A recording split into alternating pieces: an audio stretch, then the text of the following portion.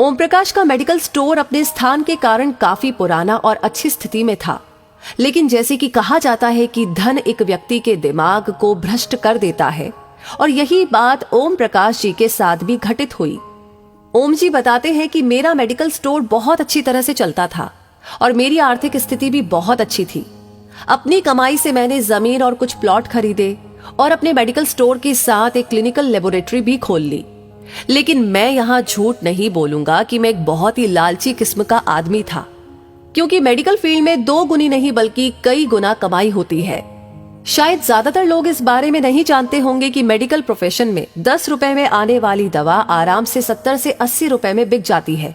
लेकिन अगर कोई मुझसे कभी 2 रुपए भी कम करने को कहता तो मैं ग्राहक को मना कर देता। खैर, मैं हर किसी के बारे में बात नहीं कर रहा हूँ, सिर्फ अपनी बात कर रहा हूँ। साल 2008 में गर्मी के दिनों में एक बूढ़ा व्यक्ति मेरे स्टोर में आया। उसने मुझे डॉक्टर की पर्ची दी। मैंने दवा पढ़ी और उसे निकाल लिया। उस दवा का बिल 560 रुपए बन गया। उस बूढ़े ने अपनी सारी जेब खाली कर दी, लेकिन उसके पास कुल 180 रुपए थे। मैं उस समय बहुत ही गुस्से में था, क्योंकि मुझे काफी समय लगाकर उस बूढ़े व्यक्ति की दवा निकालनी पड़ी थी और ऊपर से उसके पास पर्याप्त पैसे भी नहीं थे।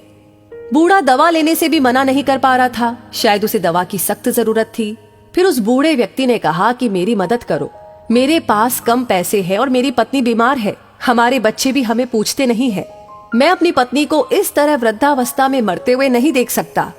लेकिन मैंने उस समय उस बूढ़े व्यक्ति की बात नहीं सुनी और उसे दवा वापस छोड़ने के लिए कहा।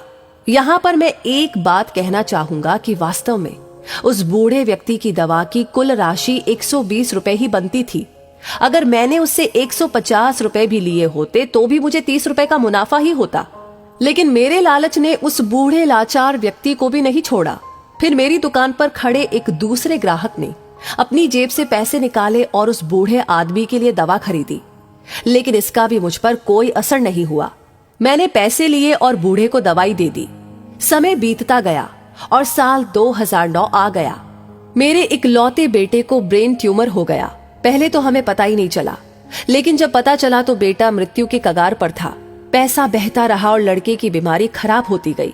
प्लॉट बिक गया, जमीन बिक गई और आखिरकार मेडिकल स्टोर भी बिक गया। लेकिन मेरे बेटे की तबीयत बिल्कुल नहीं सुधरी। उसका ऑपरेशन भी हुआ और जब सब पैसा खत्म हो गया तो आखिरकार डॉक्टर्स ने मुझे अपने बेटे को घर ले जाने और उसकी सेवा करने के लिए कहा। उसके बाद 2012 में मेरे बेटे का निधन हो गया। मैं जीवन भर कमाने के बाद भी उसे बचा नहीं सका। 2015 में मुझे भी लकवा मार गया और मुझे चोट भी लग गई।